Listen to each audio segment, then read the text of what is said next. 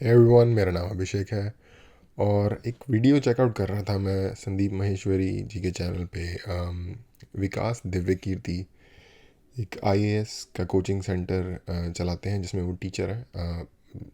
Coaching centre से ये नहीं कि कोई छोटा मोटा है। आई थिंक मुझे लगता है इंडिया में शायद दुनिया इंडिया में शायद सबसे बड़े, इंडिया का वर्ल्ड फेमस, इंडिया में शायद दुनिया के सबसे बड़े कोचिंग सेंटर इंडिया का सबसे बड़ा या सबसे बड़े कोचिंग सेंटर्स में से एक कोचिंग सेंटर होगा जो आईएएस की कोचिंग देते हैं उनमें से। अम, और टीचर में लाइक मैंने जितना भी उनका देखा है काम यूट्यूब पे, बहुत ही एक्सेप्शनल मुझे लगते हैं वो पर्सनली। ये बात अलग है कि उनकी एक 5 घंटे की वीडियो है रिजर्वेशन पे, जिस पे मैंने डिफरेंट पार्ट्स में रिएक्ट किया था और लगभग टोटल जो मैंने मेरा रिएक्शन टाइम था, जो मेरी रिएक्शन वीडियोस का टाइम था, वो ऑलमोस्ट 12 से 14 घंटे था। और मुझे सिर्फ एक बार लाइफ में अभी तक स्ट्राइक आई है। क्या स्ट्राइक कहते हैं उसे, कॉपीराइट स्ट्राइक। और एक ही बार में दो आ गई थी। 3 में शायद डिलीट हो जाता चैनल। एक ही बार में दो आ गई थी और वो दोनों ही उनके तरफ से आई थी। अब आई डोंट नो कि उनके एंड पे कोई कंपनी से हैंडल करती है या कोई इंडिविजुअल हैंडल करता है। उसने ऐसा किया था या आई होप कि इतने बड़े लेवल पे शायद कोई और ही हैंडल करता होगा। मुझे नहीं लगता कि उनके पास इतना टाइम होगा कि रन करें अपने यूट्यूब चैनल को और स्ट्राइक्स भेजें दूसरे लोगों को। बट एक ही बार मेरे साथ ऐसा हुआ है और वो उसमें हुआ था। और एक्चुअली यार 12 घंटे की वीडियो बनाना कोई छोटा काम नहीं होता, वो भी एक इंटेलेक्चुअल टॉपिक पे। कोई मैं लाइव स्ट्रीम नहीं कर रहा था जिसमें जो मर्जी आप बोल सको। और वो सब उड़ गया और स्ट्राइक्स अलग मिल गई। हालांकि ये बात लगभग 1 साल से भी ज़्यादा पुरानी हो गई है अब। और वो हट गई थी, उनकी एक्सपायर हो गई थी स्ट्राइक्स आफ्टर लाइक 3 मंथ्स, जैसा कि होता है। तो एनीवे ये एक मेरी पर्सनल स्टोरी उनके चैनल के साथ रही है, इसलिए मैं रिएक्ट नहीं करता आई से रिलेटेड वीडियोस पे। बट होपफुली संदीप महेश्वरी जी ऐसा नहीं करेंगे अगर हम उनके चैनल पे देखेंगे, होपफुली। अच्छा, एक बहुत अच्छी बात हुई है उस वीडियो में। थोड़ा सा कनेक्ट कर देता हूँ। संदीप महेश्वरी जी यूट्यूबर्स को बुलाते हैं, उन्होंने इनको बुलाया, विकास दिव्य कीर्ति को। और लाइक डिस्कस किए मैटर्स। उसमें एक क्वेश्चन बहुत ही, एक्चुअली इसमें डिफरेंट अच्छी बात हुई है। हो सकता है मैं बाकी बातों पे भी सेपरेट बात करूं। एक वीडियो जो अच्छी बात जिसकी मैं बात कर रहा हूँ, वो एक किसी ने क्वेश्चन पूछा कि हमारे एजुकेशन सिस्टम की क्या यू नो हालात आपको लगते हैं, क्या इसमें सुधार की ज़रूरत है या ये ठीक है। और उस पर उन्होंने बात की कि क्या इसमें होना चाहिए। और मुझे लगता है कि काफ़ी अच्छी बात हुई है उसमें जो उन्होंने बात की, लाइक होलसम इंटेलिजेंट, लाइक जो जिससे मैं काफ़ी कुछ रिलेट कर पा रहा था। तो मैंने सोचा उसे देखना चाहिए और उसके उसको थोड़ा और डाइसेक्ट करके यहाँ पे बात करनी चाहिए उस बारे में। मेरा क्वेश्चन है कि आजकल बहुत लोग बोलते हैं कि एजुकेशन सिस्टम हमारा पुराना हो गया है और बहुत लोग बोलते हैं कि इसे चेंज करना चाहिए और ये सारी चीजें बहुत पुरानी हो रही है जो हम अभी करंटली पढ़ रहे हैं। तो इस पे आपका ओपिनियन क्या है? एजुकेशन सिस्टम में तो बहुत मेजर चेंजेस की जरूरत है। um, सवाल सुनते ही पहली चीज़ दिमाग में मेरे ये आती है कि, और अगेन ये वीडियो एक ऐसी वीडियो है जो मैंने देखी हुई है। जनरली मैं जिन पर रिएक्ट करता हूँ उन्हें मैंने देखा नहीं होता पहले। इस वीडियो को मैंने देख लिया और देखने के बाद मैंने डिसाइड किया कि यार कुछ अच्छी बात हुई है और इसे शेयर करना ज़रूरी है। अ, पहली चीज़ दिमाग में आती है कि देखो, जब आप बात करते हो ना एजुकेशन चेंज की, तो पहले सोचो आप किस बारे में बात कर रहे हो। जब एजुकेशन चेंज की बात हो रही है तो क्या चेंज करना है? क्या जो पढ़ाया जा रहा है वो चेंज करना है, या कैसे और किसे पढ़ाना है वो चेंज करना है? तो ये दूसरी दो चीज़ें हैं। क्या पढ़ाया जा रहा है वो तो मोस्ट लाइकली सेम ही होगा यार। अगर वाटर साइकिल पढ़ा रहे हैं कि कैसे पानी सन से वाष्पीकृत होता है, ऊपर जाता है, जिनको वाष्पीकृत नहीं पता, जैसे पानी उड़ जाता है हीट से, बादल में जाता है, बादल से लाइक बादल बनते हैं, बादल से बारिश होती है, वाटर साइकिल है, ये चेंज नहीं हो सकता। बट ये किसको पढ़ाना है या किसकी यूटिलिटी, आई थिंक ये बेसिक इन्फॉर्मेशन है, हर किसी को पढ़ाना चाहिए। बट मेरा एग्जाम्पल ये है कि क्या पढ़ाना है, ये और किसको पढ़ाना है। तो ये ज़्यादा बड़ा क्वेश्चन है जब एजुकेशन चेंज की बात हो रही है। और ये बात भारत भारत सरकार ने एक्सेप्ट भी की है, नई पॉलिसी भी लेके आए हैं। मतलब मुझे लगता है कि कई लेवल्स पे देखना है। सबसे पहले तो ये डिफाइन करना जरूरी है कि एजुकेशन का पर्पस है क्या। क्या पर्पस केवल नौकरी लेना है, एक जॉब मिल जाए, वही पर्पस है? यस, और क्या और किसको पढ़ाना है, ये इस क्वेश्चन का आंसर देने से पता चलेगा कि पर्पस क्या है। मैं उससे एग्री नहीं करता हूँ। मेरी राय में एजुकेशन का बेसिक पर्पस है कि एक होमोसेपियंस, एक इंसान बन जाए, सोचना आ जाए, उसको समझना आ जाए। कोई राजनेता या धर्मगुरु उसको गधा ना बना सके, बेवकूफ ना बना सके। उसे इतनी समझ हो कि वो चीजों को फैक्चुअली, ऑब्जेक्टिवली समझ सके, तर्क कर सके, बहस कर सके, और अगर तर्क और बहस में सामने के तर्क ठीक हैं तो उनको एक्सेप्ट भी कर सके, इतना विनम्र भी रहे। बेसिकली पर्सनैलिटी ग्रूमिंग का प्रोसेस एजुकेशन है, वो केवल नौकरी का मामला नहीं है। तो बेसिकली इनके कहने का मतलब है कि एक ह्यूमन की, इन्होंने कहा कि होमोसेपियंस से एक इंसान बन जाए या होमोसेपियंस से एक ह्यूमन बन जाए, और सिंपल लैंग्वेज में एक इंसान की ओवरऑल ग्रोथ जो है वो एजुकेशन का पर्पस है। उसमें इन्होंने एग्जांपल दिया इस तरह, और वो इस तरह से हो कि उसे एक धर्मगुरु बेवकूफ़ ना बना पाए या एक नेता बेवकूफ़ ना बना पाए। यहाँ पे एक्चुअली इन्होंने एक चीज़ शेयर नहीं की है, और क्योंकि ये इतने बड़े लेवल पे हैं तो इनके ऊपर रिस्क बहुत ज़्यादा है इस चीज़ को शेयर करने का। थोड़ी नॉन पीसी बात है, वो मैं शेयर कर देता हूँ। ये कोशिश और तैयारी होनी चाहिए, लेकिन ये कभी भी हो नहीं सकता, ये मेरा मानना है। ऐसा इसलिए, ये मेरा ओपिनियन है, ऐसा इसलिए क्योंकि हर इंसान एक ख़ास तरीके की टेंडेंसी के साथ पैदा होता है। इंसान नेचुरली ही जिस तरीके का वो इंसान है, इंक्लाइंड होता है टूवर्ड्स लेफ़्ट या राइट पॉलिटिकल स्पेक्ट्रम के ऊपर। इंसान इंक्लाइंड होता है मोर रैशनल या मोर फेथ डिवाउट, कि मतलब वो रैशनलिटी से सोचेगा या वो फेथ से सोचेगा, इमोशनली सोचेगा। ये टाइप्स ऑफ ह्यूमन बींग्स होते हैं, हम इन ट्रेड्स के साथ पैदा होते हैं। इनके साथ थोड़ी बहुत इनकी मरम्मत की जा सकती है, इनको थोड़ा बहुत ट्रेन और शेप किया जा सकता है, बट इनको पूरी तरीके से इरेज नहीं किया जा सकता। अगेन साइकोलॉजी में बहुत ही, साइकोलॉजी 101 में एक बेसिक कॉन्सेप्ट है नेचर और नर्चर का। तो इसमें जो नेचर वाला पार्ट है मैं उसकी बात कर रहा हूँ, और नर्चर पे ऑफकोर्स काम किया जा सकता है। पहली गलती तब होती है जब हम उसको केवल नौकरी का मामला मान लेते हैं। अरे नौकरी जरूरी है, ऐसा नहीं कि जरूरी नहीं है, लेकिन वो सिर्फ वो उसका पर्पस नहीं होना चाहिए। सेकेंडली, कई ऐसी चीजें, जैसे अगर बहुत विस्तार में तो नहीं जा सकते, जैसे एक बहुत छोटी बात है सेक्स एजुकेशन हमारी सोसाइटी में। ये इतनी जरूरी चीज है। एक्चुअली उन्होंने सेक्स एजुकेशन की बात शुरू कर दी, इसलिए इसको कंप्लीट कर लेते हैं, नौकरी और एजुकेशन को। ये बहुत सिंपल और छोटी बात लगती है सोचने में कि यार सिर्फ नौकरी के लिए पढ़ रहे हो ये क्या, बट हमारी सोसाइटी में ये एक इम्पॉर्टेंट एस्पेक्ट है। स्कूल में जो एडोलेसेंस की एज के लोग हैं, 12, 13, 14 की एज के लोग हैं, उनको वो सब चीजें बताएं ताकि गलत सोर्सेज से इंफॉर्मेशन ना मिले, कोई गलती ना कर बैठे। हेल्थ एजुकेशन के रूप में हो, उनको सारी चीजें पता हो, ठीक हाथों से पता हो, ठीक तरीके से पता हो।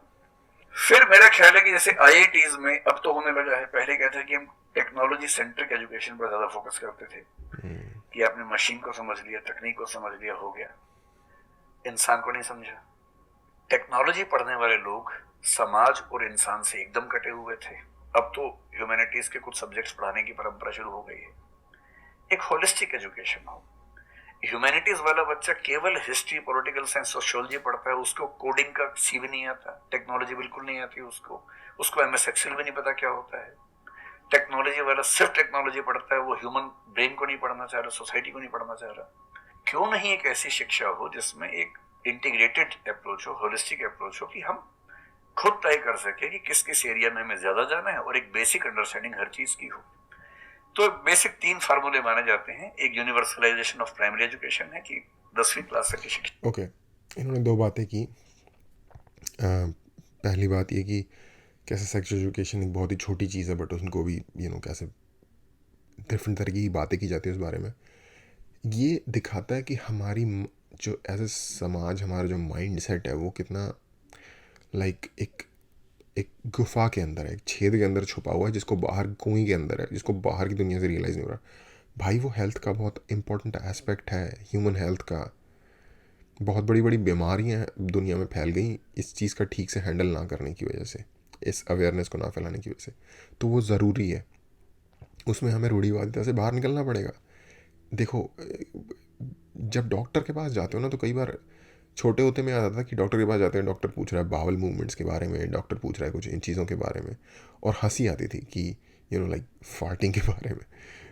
लेकिन डॉक्टर को उसकी जो ग्रोथ का लेवल था उस या है, वो एक डिफरेंट लेवल पे, वो उसको हेल्थ के नज़रिए से सोच रहा है, वो उसको एक लाइक रिसर्च, जैसे यूट्यूब पे नहीं होते कि यार किसी लड़की का नंबर दे दो या इंस्टा दे दो, रिसर्च के लिए पूछ रहा हूँ, तो वो एक्चुअली उसे रिसर्च के लिए पूछ रहा होता है डॉक्टर, या एक्चुअली एक टेक्निकल पॉइंट ऑफ व्यू से या हेल्थ के पॉइंट ऑफ व्यू से सोच रहा होता है। तो वो अवेयरनेस या वो अंडरस्टैंडिंग समाज में अभी भी नहीं है हमारे यहाँ, होपफुली, स्पेशली रूरल एरियाज़ की मैं बात कर रहा हूँ। दूसरी बात इन्होंने की कि जो आईआईटी में अगर कोई कोडिंग पढ़ रहा है और तो वो सिर्फ टेक्नोलॉजी से रिलेटेड चीज़ें पढ़ रहा है, और जो ह्यूमैनिटीज़ में वो सिर्फ ह्यूमैनिटीज़ से रिलेटेड पढ़ रहा है। ये प्रॉब्लम है भाई एक सिंगुलर लेवल पे ह्यूमन ग्रोथ की, कंप्लीट ग्रोथ तो हुई नहीं उसकी। जो टेक्नोलॉजी में चला गया उसको टेक्नोलॉजी के बारे में हर कुछ पता है, बट ह्यूमन इंटरेक्शन के बारे में कुछ नहीं पता। जो ह्यूमैनिटीज़ में जा रहा है उसको समाज और लोगों के बारे में पता है, बस उसको ये नहीं पता कि कोडिंग होती क्या है, या काम कैसे करती है। तो ये प्रॉब्लम, जैसा कि इन्होंने कहा भी कि अब इस पर थोड़ा बहुत काम हो रहा है, होपफुली बेटर हो फ्यूचर में। अच्छा, हर बच्चे को मिले, ठीक से मिले। वोकेशनलाइजेशन ऑफ सेकेंडरी एजुकेशन यानी 11वीं 12वीं की पढ़ाई का पर्पस है कि बच्चा ये समझ पाए कि उसको जिंदगी में आगे कहाँ जाना है, और फिर जो हायर एजुकेशन है वो सबको करने की जरूरत नहीं होनी चाहिए। इसमें से पहली दो चीज़ें तो I think already in place है। 10th तक सबकी एजुकेशन सेम ही होती है, और 10th के बाद 12th में डिवाइड हो जाता है आर्ट्स या ह्यूमैनिटीज़, कॉमर्स और साइंस में, 3 डिफरेंट चीज़ों में। हाँ, जो उन्होंने हायर एजुकेशन की बात की वो सबको करने की ज़रूरत है या नहीं, इस पर एक बहुत बड़ी बहस है। अगर आपको रिसर्च में जाना है, जो कि ये बताएंगे आगे, ओके लेट्स कंटिन्यू। वो शौक पूरा करने के लिए नहीं है, वो शादी का वेटिंग रूम नहीं है, वो उसके लिए है जिसको सच में आगे पढ़ना है। वो उतना पढ़े, सब्जेक्ट चूज करे और फिर उसमें गहराई से रिसर्च करे ताकि डेवलपमेंट के रास्ते पर अब बढ़े। हम एजुकेशन के मामले में बहुत बुरी स्थिति में हैं। मैं तो जिस उम्र में हूँ, मेरा अब तो पर्पस भी ये बन गया है कि अब मैं उसी पे कुछ काम करूँ, एक यूनिवर्सिटी शुरू करना। ओके यस, इन्होंने बोला कि रिसर्च करो, अगर आपने आगे पढ़ना ही है तो उसमें जाके आप रिसर्च करो। यस, ये बनती है बात, बट आई थिंक अगेन इसकी तरफ भी थोड़ा सा काम हुआ है। अब जैसे मान लो जैसे इंजीनियर बनना है, अब इंजीनियर बनने की वजह अगेन नौकरी है, ये बात हम समझते हैं ज़्यादातर लोगों के लिए, लेकिन एटलीस्ट ये है कि अब जैसे इंजीनियर बनना है वो चला जाता है इंजीनियरिंग स्कूल में। हर कोई कॉलेजों में भीड़ नहीं लगा रहा उतनी जितनी पुराने ज़माने में होती थी, क्योंकि इंजीनियरिंग कॉलेजेस बढ़ गए हैं, मेडिकल कॉलेजेस बढ़ गए हैं, बट अगेन उसके पीछे सोच वही है नौकरी वाली। डॉक्टर और इंजीनियर बन जाओगे तो एक लाइफ सेव लाइक सेफ हो जाएगी, एक तरीके का क्या कहते हैं उसे, इंश्योरेंस हो जाएगा अगेंस्ट किसी इकोनॉमिक डाउन टर्न या वट एवर जो भी उसके अगेंस्ट। की योजना मेरे मन में है, इनसे मैंने शेयर भी किया था। और मैं जिस तरह का एक एग्जांपल शेयर करता हूँ। जर्मनी में ना टेक्निकल नॉलेज पे, डायरेक्ट टेक्निकल नॉलेज पे, यानी कि प्लम्बर स्कूल, यानी कि मैकेनिक स्कूल, यानी कि ट्रेड्स जो होते हैं, इन चीज़ों की डायरेक्ट नॉलेज पे हाई स्कूल के बाद या इवन लाइक आफ्टर 10th जो लाइक मिडिल स्कूल होता है उसके बाद ही बहुत सारे, मैं वर्ड भूल रहा हूँ, इंस्टीट्यूशंस हैं जो इन चीज़ों में लोगों को ट्रेन करते हैं, और इसलिए वो ट्रेड्स वाइज काफ़ी एडवांस्ड लोग प्रोड्यूस करते हैं। तो उस तरीके का हम कुछ कर सकते हैं, लाइक जैसे पॉलिटेक्निक का सिस्टम है इंडिया में, हालांकि उसे एक kind of like low level पे देखा जाता है, जो कि होना नहीं चाहिए, क्योंकि इन ट्रेड्स में पैसे भी बहुत हैं, और इन ट्रेड्स में जो सच में टैलेंटेड लोग हैं उनकी डिमांड भी बहुत है। विश्वविद्यालय सोचता हूँ वो नौकरी देने के पीछे पागल नहीं होगा, वो होमो सेपियंस को कायदे का इंसान बनाने की कोशिश करेगा। नौकरी तो उसका एक पार्ट है। मतलब आप जितने भी सफल लोगों को देखेंगे जनरली, जैसे मैंने इनसे पूछा ये जिस फील्ड में सफल हैं, इनका जो करियर है, अगर मैं इसको छोड़ भी दूं तो अदरवाइज भी जो इनका करियर है वो उस विषय से जुड़ा हुआ नहीं है जो इन्होंने पढ़ा है ग्रेजुएशन में। मेरा भी नहीं है, आमतौर पर किसी का भी नहीं है। 90% लोगों को मैं देखता हूँ जो सक्सेसफुल है, उनकी ग्रेजुएशन के सब्जेक्ट में और लाइफ की फील्ड में कोई लिंक नहीं है। तो बेसिक पर्पस क्या है, वो स्मार्टनेस बाहर आ जाए, ग्रूमिंग हो जाए, इंटेलिजेंस है, इमोशनल इंटेलिजेंस है, वो सब जो टूल्स हैं वो उस बच्चे को सीखने को मिल जाए, ताकि फिर वो जिंदगी को फेस कर सके, इनोवेट कर सके, नए रास्ते निकाल सके। 1000 रास्ते दुनिया में होते हैं, तो सच बात है कि काफी चेंजेस की जरूरत है और आप और हम मिलके करेंगे चेंजेस। एजुकेशन वाइज अगर देखा जाए तो मैंने बहुत ज्यादा कुछ नहीं किया है अपनी लाइफ में, बट मेरे स्टैंड पॉइंट से अगर आप देखोगे कि एजुकेशन क्या है, तो एजुकेशन का सबसे बड़ा गोल ये है कि एक इंसान का दिमाग खुले, बजाय कि उसका दिमाग इतना नैरो डाउन हो जाए कि उसको लगे कि बस यही अगर हो गया तो सक्सेस है, ये नहीं हुआ तो फेलियर है। आप अनगिनत इनकी जो संदीप ने कहा इसकी बात पे ऐड कर देता हूँ। दिमाग खुलने का मतलब ये है हमेशा क्यूरियस रहो और हमेशा ओपन रहो न्यू पॉसिबिलिटीज़ और इन्फॉर्मेशन के लिए। मैं इंटरनेट पे बहुत बार देखता हूँ यार कि अगर एक बंदे ने एक चीज़ पे माइंड बना लिया है तो वो उससे रिलेटेड न्यू इन्फॉर्मेशन या उससे रिलेटेड डिफरेंट इन्फॉर्मेशन के लिए, और ऐसे बहुत सारे टॉपिक्स हैं, रिलीजन है, हर इन्वेजन थ्योरी है, हिस्ट्री से रिलेटेड बातें हैं, नेशनलिज्म से रिलेटेड बातें हैं। इसमें लोगों ने माइंड इतने ज़्यादा सेट किए हुए हैं अपने, और अगर कोई नई इन्फॉर्मेशन आती है तो वो उसे और ये मैं किसी एक पर्टिकुलर ग्रुप की बात नहीं कर रहा, हर लोग ऐसे, कोई नई इन्फॉर्मेशन आती है तो वो इससे दूसरी पार्टी का प्रोपेगेंडा या दूसरी पार्टी का like psyop, psychological operation kind of declare कर देते हैं। उस पर सोचने या उस पर गौर करने का कुछ वक्त भी नहीं देते, लाइक, और क्योंकि वो होगा ही तब जब आप ओके मे बी शायद ये एक पॉसिबिलिटी हो जो मैं अभी तक नहीं सोच पाया हूँ या जिस तरीके से, तो बिल्कुल क्लोज माइंडेड, बिल्कुल स्पेसिफिक चीज़ जो उन्होंने पहले से सोच बना रखी है, जो चीज़ उसके साथ अलाइन करेगी उसके साथ ही वो अग्री करेंगे या उसे ही देखना भी पसंद करेंगे, उसे ही सुनने के लिए टाइम भी देना पसंद करेंगे। इसको एक चीज़ कहते हैं, ये एक साइकोलॉजिकल फिनोमिनन है हमारे दिमाग में। एक दिक्कत है ये कि जिस चीज़ पे हमारा विश्वास है ऑलरेडी, हम उसको रीइंफोर्स करने वाली इंफॉर्मेशन को सुनना पसंद करते हैं और उसको उस जो उसके अगेंस्ट जाता है उसे एक्टिवली डिस्कार्ड करते हैं। हम उसे सुनना नहीं चाहते, हम नफ़रत करते हैं उससे, बजाय इसके कि एटलीस्ट क्यूरियोसिटी हो जो हमें ये सोचने पर मजबूर करे या ये इस तरफ ले जाए कि यार वो वाली साइड से क्या बात हो रही है। तो ये एक लाइक साइकोलॉजिकल फिनोमिनन है, मुझे वर्ड याद नहीं है उसको, इस चीज़ को क्या कहते हैं, इसके लिए एक वर्ड होता है। तो ये मुझे लगा कि इनकी बात में ऐड तरीकों किया जा से सकता है।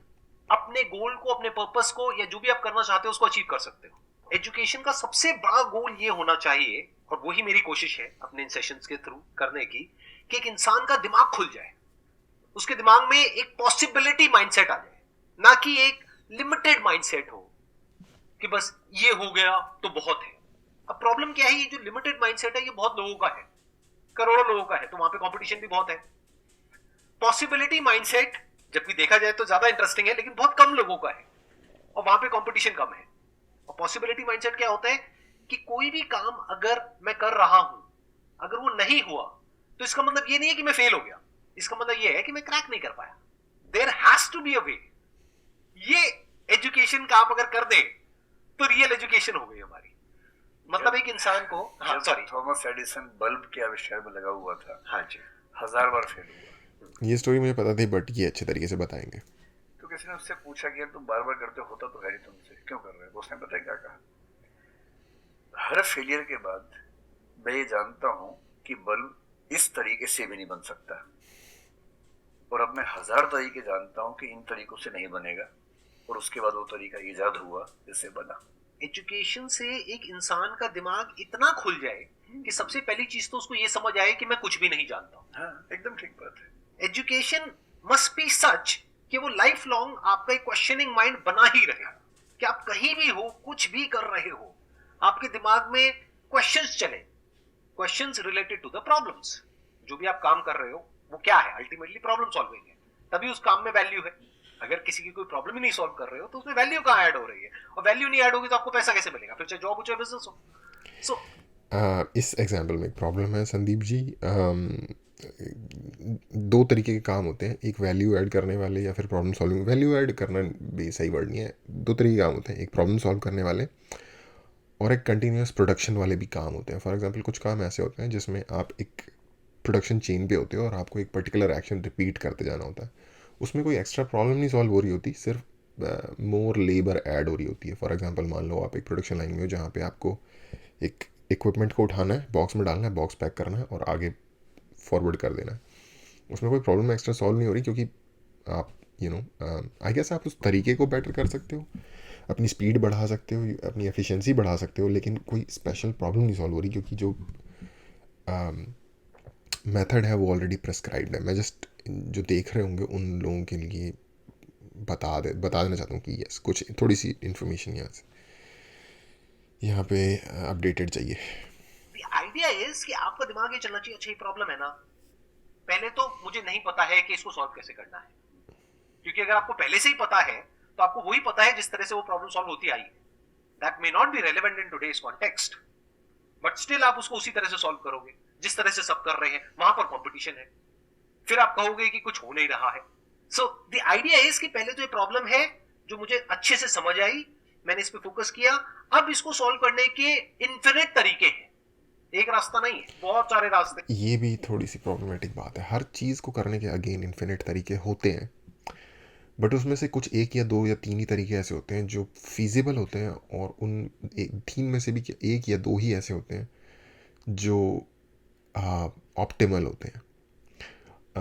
फॉर एग्ज़ाम्पल, मैं अपने घर, अगर ऑफिस से मान लो मैं एक जगह काम करता हूँ और मैं घर जाना चाहता हूँ, तो मैं अपने ऑफिस से निकल के दूसरे शहर से होता हुआ वापस जाके भी अपने घर जा सकता हूँ, और इस तरीके से मैं हिंदुस्तान के सारे शहरों से होता हुआ भी अपने घर जा सकता हूँ।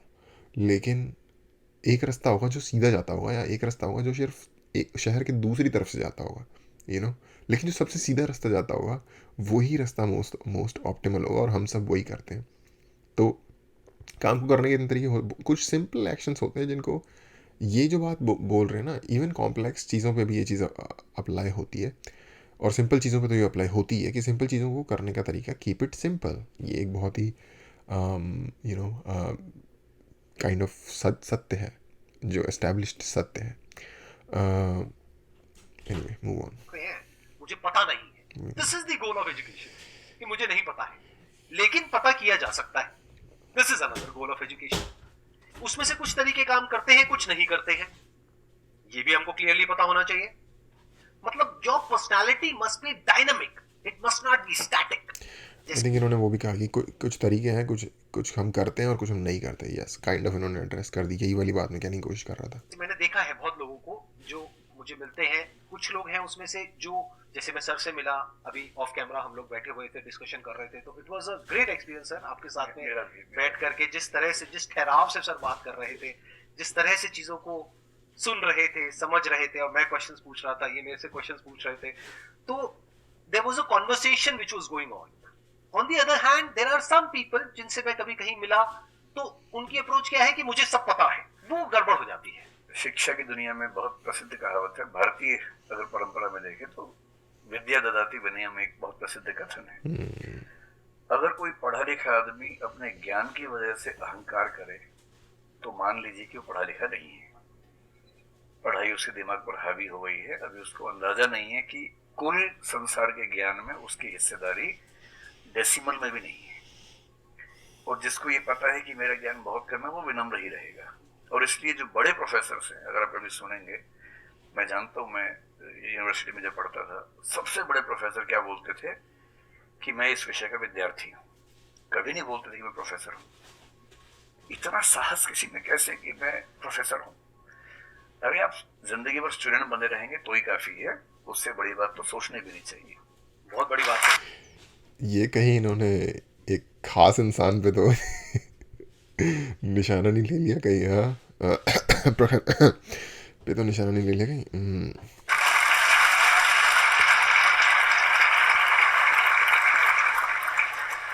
मतलब कि एजुकेशन का गोल आपको प्रोफेसर बनाना नहीं है, आपको स्टूडेंट बनाना है।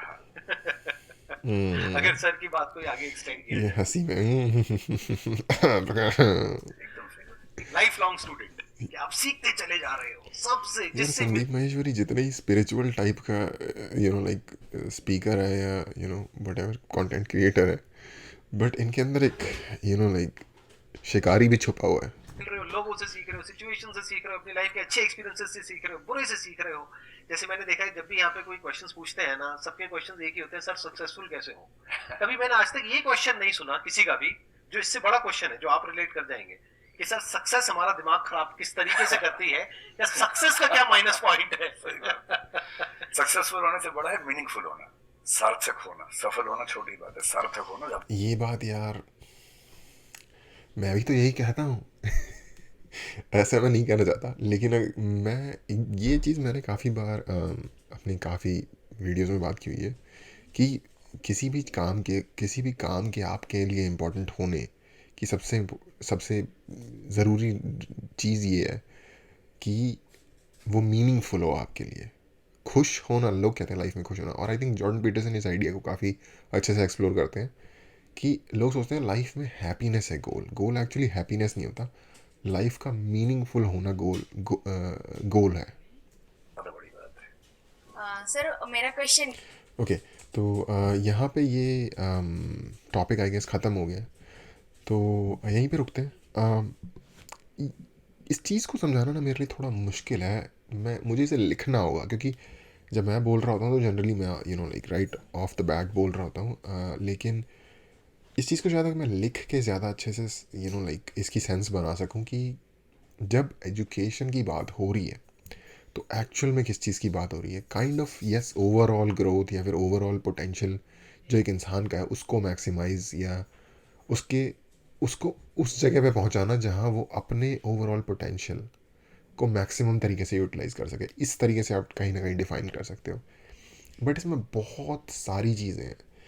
इसमें रिलीजन, पॉलिटिक्स, नेशनलिज्म, इंसान से इंसान का लाइक साइकोलॉजिकल या फिलोसॉफिकल, बहुत सारी चीज़ों में लालच से रिलेटेड नेचर, कैसे इंसान को अगर एक बहुत ही अट्रैक्टिव ऑफ़र दिखाया जाए तो वो कहीं ना कहीं अंधा हो जाता है उस ऑफ़र के फ़ायदे को सोच के।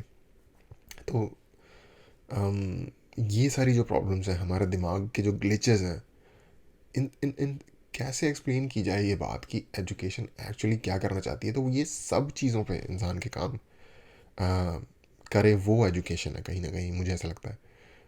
तो इसको समझाना थोड़ा मुश्किल है, विदाउट एक written, well thought written script लिखे बगैर। तो कभी करेंगे इस पर बात, इस पर डिटेल में कभी बात करेंगे। एनीवे, तो क्योंकि मुझे इसमें ना जितने क्वेश्चन पूछे गए हैं मुझे वो सारे ही अच्छे लगे। आई थिंक 2 या 3 मेन क्वेश्चन पूछे गए हैं, तो मुझे लगता है कि मुझे उन क्वेश्चन पे ईच एक सेपरेट वीडियो बनाना चाहिए। और अगला क्वेश्चन पे कोशिश मैं करूँगा कि कल एक वीडियो बनाऊँ।